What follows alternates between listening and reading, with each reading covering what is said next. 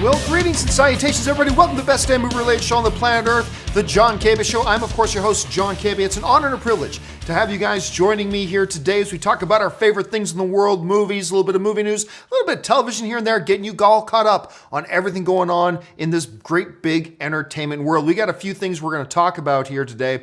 We're going to talk about, the Avengers Infinity War premiere happened. Were they hiding this movie from the critics? The Venom trailer drops. Whole bunch of other stuff, including the movie news feed. But before we get to any of that, let's go right off the top with this. Going on right now in Las Vegas is the annual CinemaCon, and CinemaCon is awesome. All the studios come and give big presentations about their upcoming movies to the movie theater owners of North America. Anyway, one of the big pieces of information that got leaked today, not leaked, but was presented, was the Disney presentation, which was this morning. And something interesting that came out of that was this. In talking about the upcoming live-action Aladdin remake, one of the things we've all been talking about is Will Smith, who is going to be playing the genie, what kind of genie is he going to be trying to do?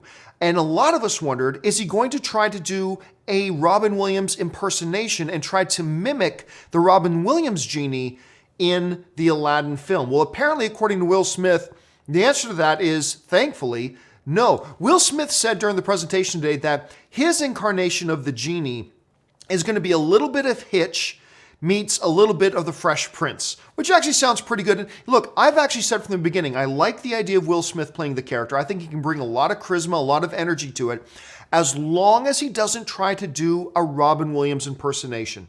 He needs to make this genie his own. He needs to make this genie his genie. And if he does that, then it has a chance of succeeding. I just have a feeling if he tried to impersonate Robin Williams, too many of us would have been too distracted with that point, and we wouldn't have been able to get past it. Now, as long as it's his own character, I think a lot of us can get into the film a lot easier though. So anyway, I think that's the right move. What do you guys think? Do you think he just probably should have tried to do Robin Williams? Or do you like the idea that he's going to bring his own Will Smithisms to it as opposed to Robin Williams? Let me know what you guys think in the comments section below.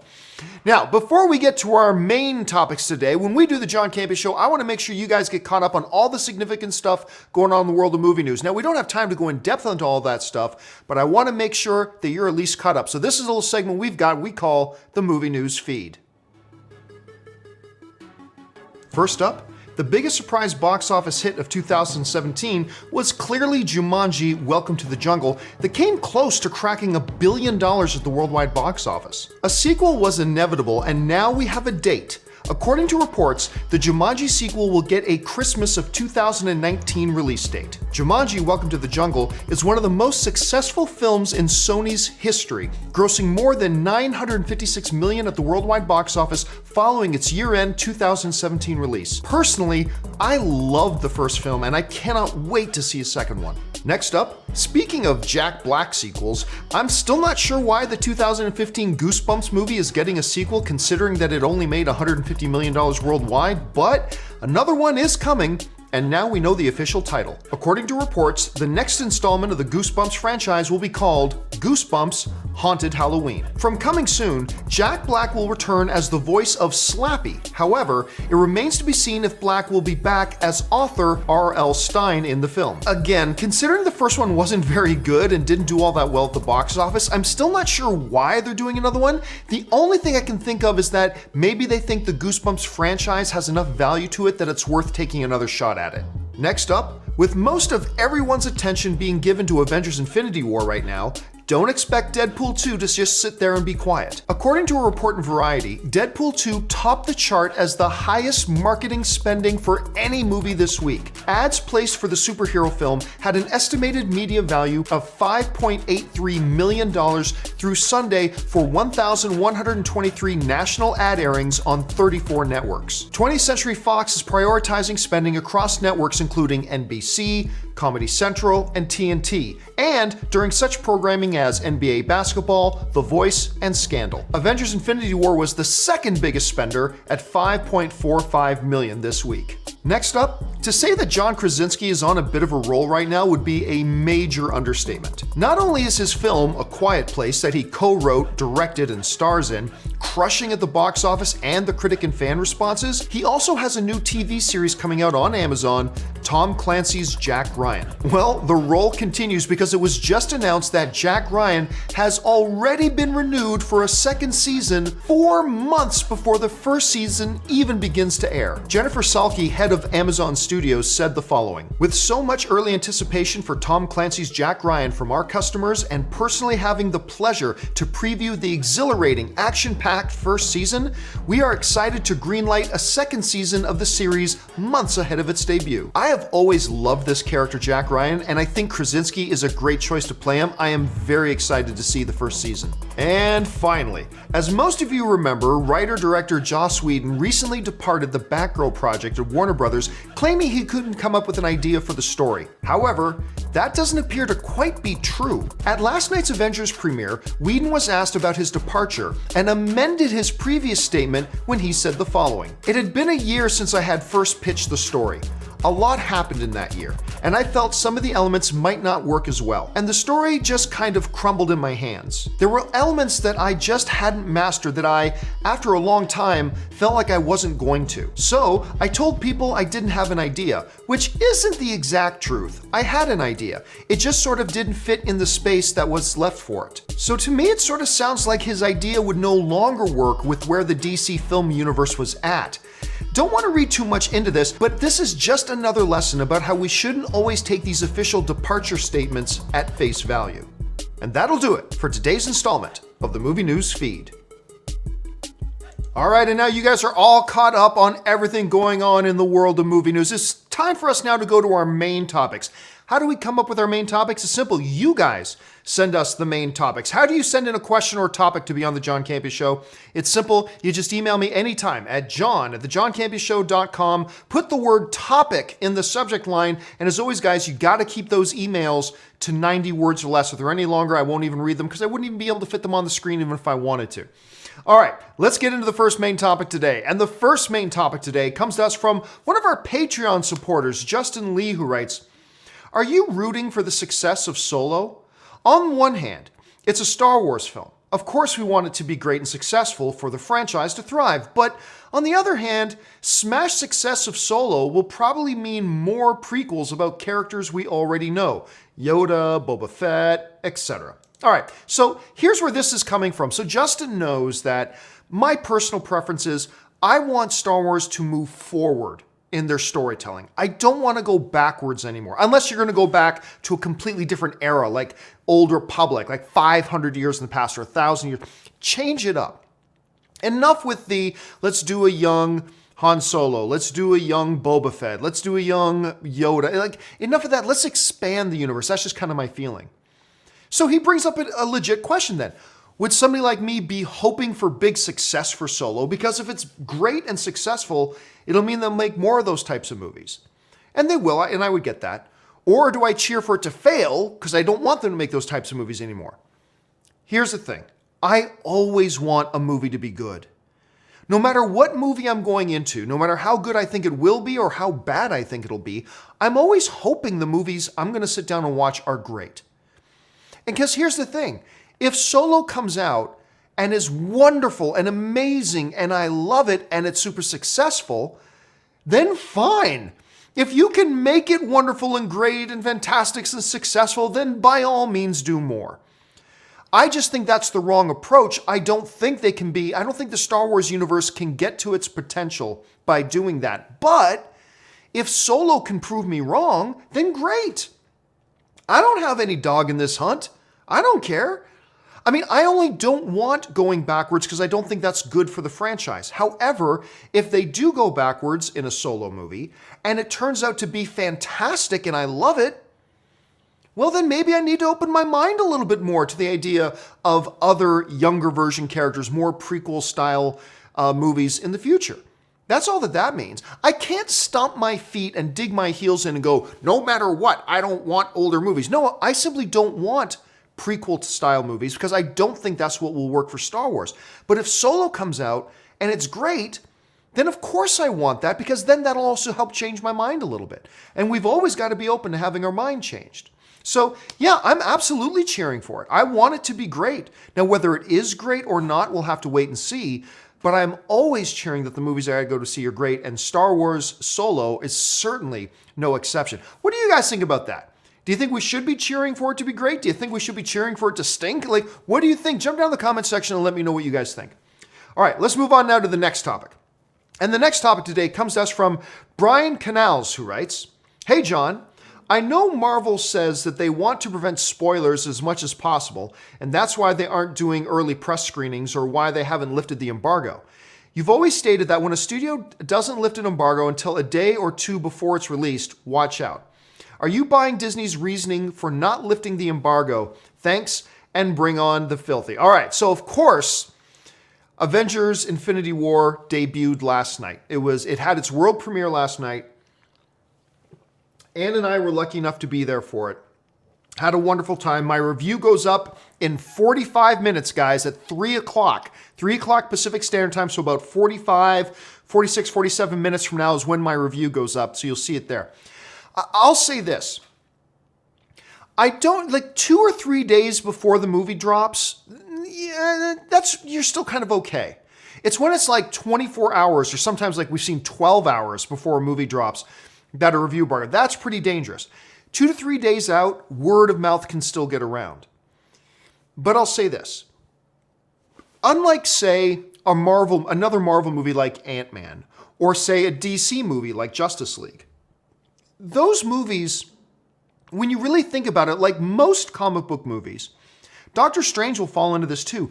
There's not really anything major spoilery in those movies at all. Like, there's no big, huge surprises in Ant-Man. There's no big, huge surprises in Justice League. There's, as great as those movies are, or as great as like a Doctor Strange's or whatever, there's no big, huge surprise in the movie, right? Sure, there are spoilers like every other movie, but there's no really big, huge surprise. So that's why most of the time when people try to give an excuse for a movie holding off its review embargo until the day before a movie opens, I go, that's ridiculous. They're not, because everybody wants to believe it's just because they're trying to hide spoilers, but there's nothing really to hide in most of these films. Avengers Infinity War is loaded with surprises. Whether you think they're good or bad surprises, that's up to you when you see the movie. But you're going to see that this is a film that is loaded to the teeth with surprises. Huge surprises throughout the movie. There is tons of big ticket items in here that could be spoiled. Unlike an Ant-Man, unlike a Justice League.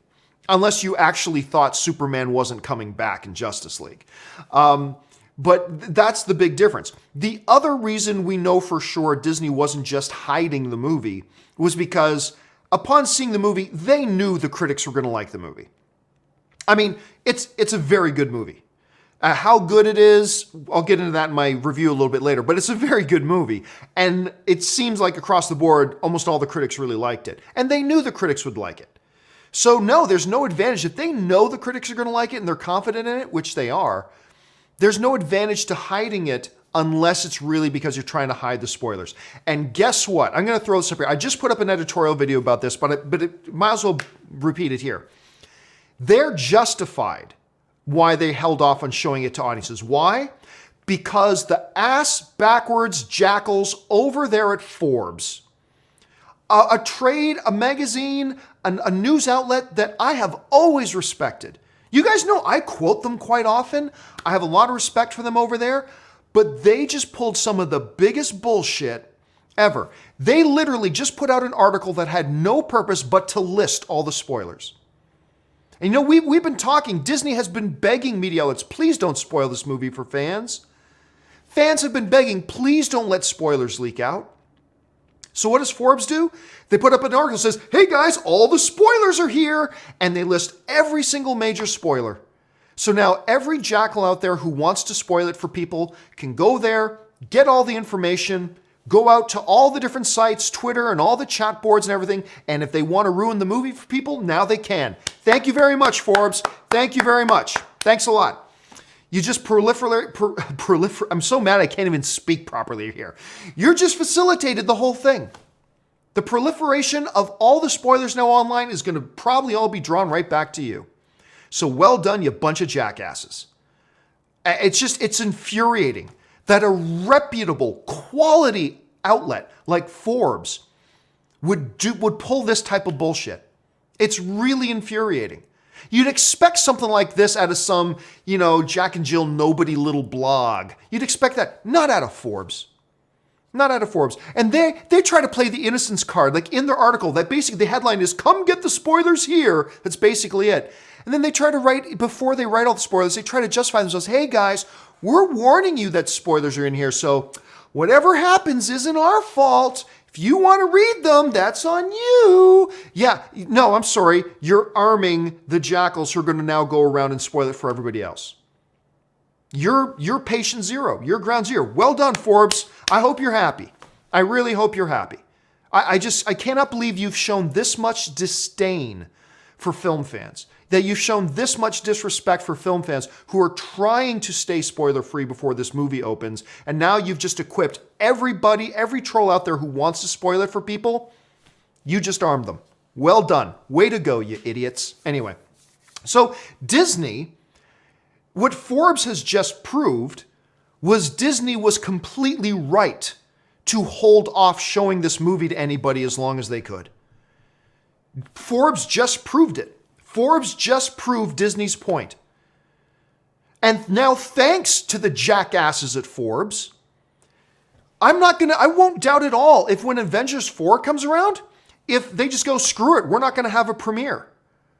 We're just not going to show this movie to anyone before our movie opens now, because we've just learned that even a respectable outlet like Forbes can't be trusted. So now if you're Disney, what do? Do you still show it to jackals like Forbes later on when Avengers 4 comes out? So thanks a lot, Forbes. Yeah, seriously, thanks, you idiots. I'm really worked up about this. It pisses me off. It doesn't do anything to me. I've seen the movie. It just pisses me off because I know how passionately, how many of you guys have been writing to me, tweeting to me, commenting, how important it is for you guys to try to stay spoiler free. And then comes along a trusted outlet like Forbes that just is going to facilitate you getting spoiled. Oh, Forbes might not be the one who spoils it for you, but they're going to facilitate the people who will. They should be. Anyway. So no, Disney wasn't trying to hide it. They really were trying to just keep it as secret as possible for as long as possible, which Forbes just proved they were right to do so. And they already knew the critics would like it, so there was no reason for them to hide it. So no, it really was. This was the first time, I think, in history, it truly, really was just them trying to hide the spoilers of the film. That's just how I kind of see it. All right, let's move on to the next topic before I get too worked up here. And the next topic comes to us from Jerome Cullis. And Jerome Cullis writes, dude, did you see the new trailer for Venom that dropped yesterday? Okay, I'll admit I've had some legit doubts about this movie, but now I'm feeling a lot more optimistic about it. What did you think? Does this movie feel like it's going in the right direction? All right, so here's the thing. I'm buzzing coming out of the Avengers Infinity War premiere, just thinking about all the things that I saw. And we get in our Uber to come home, and the first thing I see pop up on my phone is Venom trailer. I'm like, what? Oh, well, I guess that makes sense because Sony's presentation was last night at CinemaCon, so that makes sense that there's a Venom trailer. Watched it, very impressed. Very impressed. And here's what I'm sensing here. What I've been sensing from watching a lot of other YouTube pundits and reading a bunch of prominent people's Twitter feeds and things like that, the sense that I've been getting is that, look, this is a project that's had a lot of pessimism attached to it, right? There's a lot of people very pessimistic about this Venom project, and I understand why. I think there's potential, but I totally understand the pessimism. I really do. What I think this trailer has done is that this trailer has moved the needle. It's changed the narrative. There was one group, this one trailer reaction channel that I was watching. And one of the things that they said, watching the trailer was, you know what? this has now made me think there's potential in this movie. Like, they didn't come out and say, now I'm excited for this movie, but they said, you know what? Now I kind of see the potential in it. That's changing the narrative. And I think that's what this trailer has done. I think this trailer for a whole bunch of people have changed the narrative of it from extreme pessimism to some excitement, or at least moderate interest in what the potential of such a movie could be. And that's what a trailer is supposed to do. It's supposed to move that needle for you.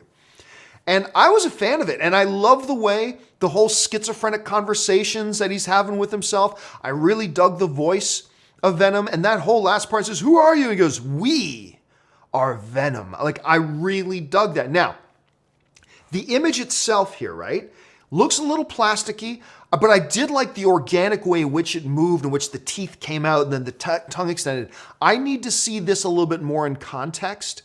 I need to see, like, the Venom creature actually move around. I need to see it kind of in movement, in action. I got to see it outside of a static position to really form an opinion. I'll say, like, right here, looks a little bit plastic to me.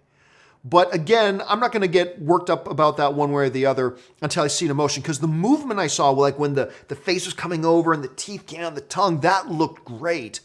So we're just going to have to wait and see. But yeah, I think this movie's heading in the right direction. I have some enthusiasm for it. This trailer increased my enthusiasm. And I think for a lot of people out there, it took people who are even the most pessimistic to go, oh, okay, maybe there's something here. And you know what? That's a huge improvement over this thing will suck to going, okay, maybe there's some potential here. And hey, this thing could suck. This thing could be the worst thing since Transformers The Last Night. We don't know, but at least the trailer is kind of changing the narrative a little bit. Okay, guys, with all of that out of the way, let's save a couple of minutes here and go to your live questions. And again, guys, I'm not going to have time to get to all of them. I already see there's a whole ton of them, but don't worry. Whatever questions I don't get around to will be on tomorrow morning's probably 2-hour-long companion video. So any questions that I don't get around to, they will be addressed tomorrow. All right, tomorrow morning, I should say. So let's get things started here with this. AFC writes, how many viewings are needed to appreciate all of Infinity War? You know, it's funny you mentioned that. I was just texting back and forth with a buddy of mine who was also at the premiere, and I didn't see him last night. And we're going back and forth and talking about all the things we loved about it, some of the things we had some problems with. I said, but you know what? I got to see it at least 3 more times. This is a movie that has a lot in it. There is a lot going on all the time in this movie. There's never a moment where there's not 18 things going on. So I don't know, man. I'm going to see it at least a few more times, minimum a few more times. So I'm going to say before I even have my final solid opinion on the movie, I got to see it like 3 times. So yeah, I think this is a movie that is really going to benefit you to see it multiple times. If you like it. I mean, if you don't end up liking it, don't go see it again. But I think to get the full umph of the movie, it's going to take a few viewings. Let's see. Next one comes to us from Ben Rayner, who writes, do you find the Upgrade and Venom trailers similar? I found them both awesome, though. I mean, yeah, there are some similarities. I mean, it's impossible to deny that there's at least some similarities there between the Upgrade trailer and the Venom trailer. A guy who's like an average dude, now there's something inside of him that turns him into a complete killing badass. There's some similarities there. They're obviously going to be 2 very, very different movies, but I agree with you. I'm excited for both. That Upgrade trailer, and if you guys have still not seen the Upgrade trailer, hop on YouTube, search for Upgrade Red Band trailer, and sit back and enjoy. You'll see what Ben's talking about some of the similarities between it and Venom, but the movie looks just jarringly good. Like, I cannot wait to see that and see how it turns out. Anyway, that's just how I feel about that. All right, next up, we got Nathan C. who writes, does Infinity War reveal if Luke is a Force ghost? Oh, come on, man. You know I can't answer that. I can't answer that. It's a very good question, though. All right. Murray for Us writes, is Venom loosely connected to the MCU? Then if yes, then of Spider-Man decided to show... let me try that again. Is Venom loosely connected to the MCU? Then if yes, then of Spider-Man decided to show up, Venom would be a villain, because the trailer made it seem like he's an anti-hero. By the way, what the hell is up with the symbiote pronunciation? Yeah, they do pronounce it a little bit weird in the trailer, don't they? Like, how do they say symbiote? It's like symbiote. The symbiote, I think is how they say it in there. But whatever, hey, guess what? It's their thing. If that's how they say it, then that's how it's said. So I'll give them the benefit of the doubt, but you're completely right. It threw me a little bit off too when I first heard it. Look, no. There is no how it should be when it comes to the movies. You know, I had this little email exchange with somebody earlier today. It's just saying, it doesn't matter how good the trailer is. If Spider-Man's in it, then it's not going to be good because you can't have Venom without Spider-Man. And I'm like, you're too close-minded. You got to wrap your head around this. 90% of the movie-going audience have never picked up a comic book. They don't give a shit about the connection between Venom and Spider-Man. Now, we can argue about whether they should care. That's a different topic altogether. The fact of the matter is, most of the movie-going audience don't care about the connection between Spider-Man and Venom. They don't. So look, what is clear is that it seems like they're going for like a Lethal Protector kind of storyline. And if you are going for that kind of a storyline, Spider-Man has a minimal presence in that at best, right? So you don't really need Spider-Man. How much this Venom movie is or is not actually connected, loosely connected, or not connected at all to the MCU, we're just not going to know until we see the movie. I have a feeling Spider-Man will at least be alluded to, but again, I got nothing to base that on. It's just a feeling. So I really don't know. But no, if Spider-Man shows up, it doesn't mean Venom has to be a villain. You know, because when you get to Lethal Protector kind of stuff, it's just basically understood, look, I'm going to let you kind of live your life, but you got to not be a criminal. You know, there could maybe just an understanding between them. Look, the long and the short of it is, when it comes to the movie universe, there is no such thing as needs to do this. No, it doesn't. Could be very beneficial if they do, yes, but this is now the movies. It doesn't have to adhere to whatever, you know, the machinations are of the comic book stuff. It can be something different in the movies. And then it'll be good or it'll be bad based on its own merits. So we're just going to have to see. Look, I admit, just like everybody else, I have a hard time picturing Venom not being connected somehow to Spider-Man because I am a comic book reader. So I've read that shit. So I agree. It does seem jarring and odd and weird. But what we have to be able to do, people like you and me, is we got to be able to step outside of that and go, okay, understanding that most of the movie viewing audience doesn't feel the same way we do, what then becomes important and what then isn't important? And then ultimately it's going to succeed or it's going to fail on its own merits. And so let's go. For all we know, Tom Holland's going to be in 20 minutes of this movie. For all we know. Probably not, but who knows? It's possible, right? So let's just take a breath, step back. We got a few months till October, and let's see how this kind of unfolds. But it's a really good question, Marie. It really is. Nathan C. writes, every Marvel film, I just hope Namor gets teased. That's funny. I just kind of hope he gets teased at some point. Yes, I mean, it's not going to happen for a while because to the best of my knowledge, and I could be mistaken about some of this stuff, but to the best of my knowledge, there are still massive rights problems. But John, I heard a report where it was said that Marvel got the rights. I think Marvel got parts of the rights back. I think Marvel, and again, I could be mistaken. Namor has always been a big jarbled mess. Namor and Hulk and their rights issues has been a big jarbled mess for a long time. To the best of my knowledge, there are still rights issues going on with Namor. So I don't think we're going to see that happen anytime soon. But stranger things have happened. Let's keep our fingers crossed. I'll say a little prayer just for you, Nathan, that maybe it'll happen someday. Let's see. Aram writes, you admit being stubborn at first about episode 1, The Phantom Menace, being a good film. Is it possible your opinion of The Last Jedi will change in time? Like, oh my God, this again. Okay. All due respect, Ron, because maybe you've never heard this before. I've had some people ask me this a million times. Oh, John, you know how about 800 films ago and about 15 years ago, there was this one movie once where you watched it and liked it and then later realized you didn't like it? That's kind of normal now, right? No. It was like 1 out of 1,000 films. Here's the thing. The big key difference is that with The Phantom Menace, every time I watched it, I realized I liked it less and less and less and less and less and less and less until like the 20th time I saw it, I was like, no, this movie's just bad. And the prequels, unlike, say, a movie like The Last Jedi, which when I saw it the second time, I appreciated it more. And then the third time I saw it, I appreciated it even a little bit more. The parts that I didn't like about The Last Jedi bothered me even more as well. But overall, my appreciation for the film kind of grew the more that I saw it, which was completely the opposite with like something like The Phantom Menace, which was the second time I saw it, I liked it a little bit less. And then the third time, and then the fourth time, and the fifth time, I just realized, until it was just this gradual decline that I realized, okay, no, this is just a bad movie. But one of the things that the prequels did for me is that the prequels cured me of that. Because now I could watch Clone Wars and just go, nope, I just don't like this. I can watch Rebels, which generally I like Rebels. Actually, there's aspects of Rebels that I really love. I'm a fan of Rebels, I am. But the thing is, I can look at chunks of seasons and go, that wasn't good. I can watch an episode and go, nope, that was bad.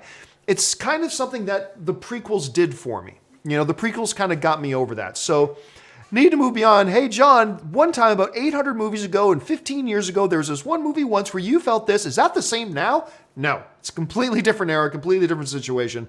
And that's like the 75th time I've had to explain it. But fair enough, Aram, maybe you didn't hear me say it before, so I'll let you get away with that one.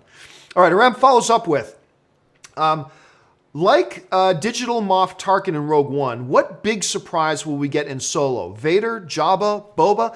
I mean, these are all names that are possibilities. Definitely, especially with seeing how popular Vader turned out being in Rogue One, how much everybody loved Vader in Rogue One. That's definitely a possibility. Jabba, Boba Fett, these are all possibilities. I really hope for none of them, personally. I want none of them. Because to me, that's just more shrinking of the universe. It's a big, wide universe. The way they have these characters stumbling upon each other, you'd think Star Wars was a town with a population of 500 people. Welcome to Star Wars, population 500, because everybody's always tripping over every character they've ever known, right? And that's how they've been treating Star Wars. Like it's a small town with a population of 500. So you always are bumping into people. Star Wars isn't that. Star Wars is supposed to be this big, grand, vast galaxies with hundreds of thousands of worlds and blah, blah, blah, blah. Stop treating it like it's a little small town where everybody knows each other. So it is absolutely possible, Ram, that these could be things that they put into Solo. Absolutely.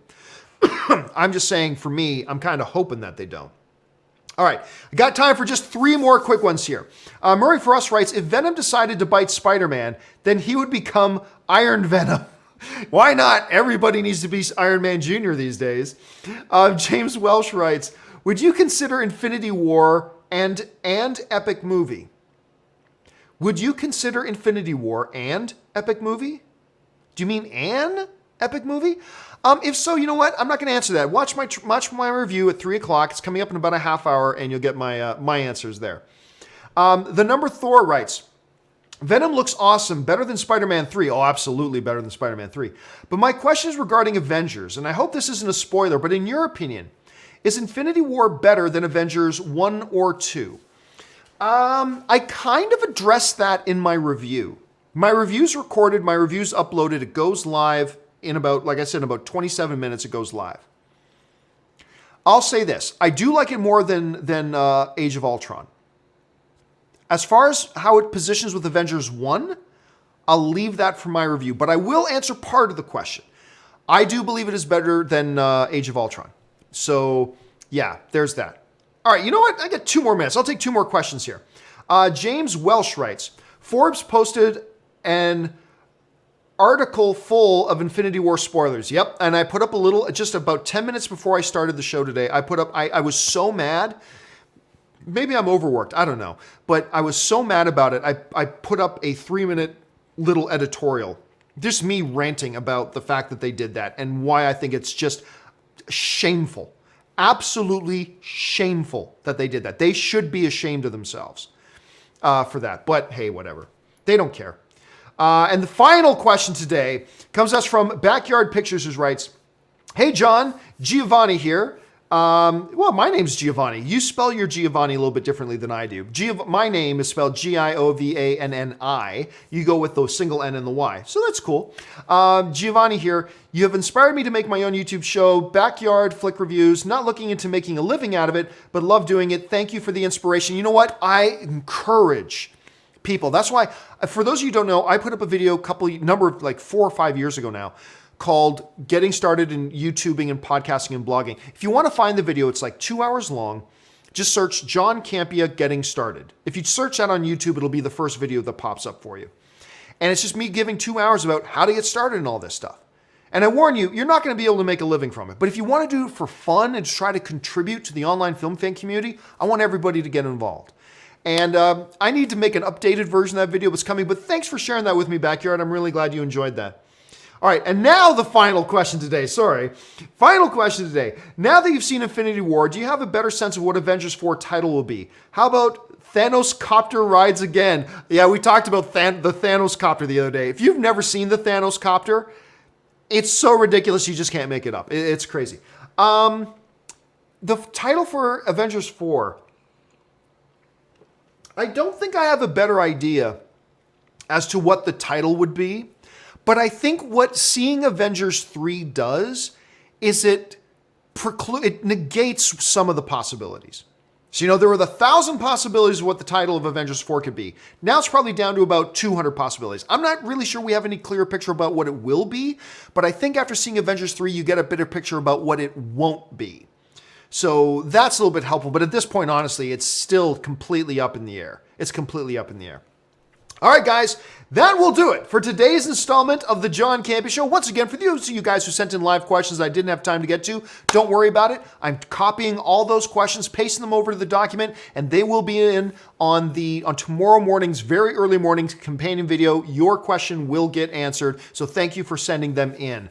And again, guys, don't forget, in about 24 minutes now at 3 p.m., my review of Avengers Infinity War goes up. It's 10 minutes long. And then on Sunday, at I believe 2 p.m. on Sunday, we're going to have a 2-hour long, me and Ann Campea are going to sit here with you guys in a live open spoiler chat, 2 hours long. You guys will have Thursday, Friday, Saturday, even early morning Sunday matinees to see the movie. That's when we will do our spoiler reviews on Sunday. Make sure you mark that down on your calendar and you're here so we can have a full open discussion, full on spoiler of Avengers Infinity War. But my non-spoiler review, 10 minutes long, goes up in about now 23 minutes. Keep your eyes open for that. All right, guys. Hey, listen, do me a favor. If you enjoy my programming and you like watching my videos, just do me this favor. Go over to www.patreon.com/John Campea. When you're there, you'll get all the information about, number one, what it means to be a Patreon supporter at all. Number two, how being a Patreon supporter keeps this show on the air. And then number three, what benefits there are to being a Patreon supporter. And then maybe you'll decide to become a Patreon supporter too. If you do, that would be great. And if you don't, no problem. I'm just glad you're here being a film fan with us. All right, guys, that will do it for me for today's installment of the John Campea Show. Thanks for being here. My name's John Campea. And until the next video, bye-bye.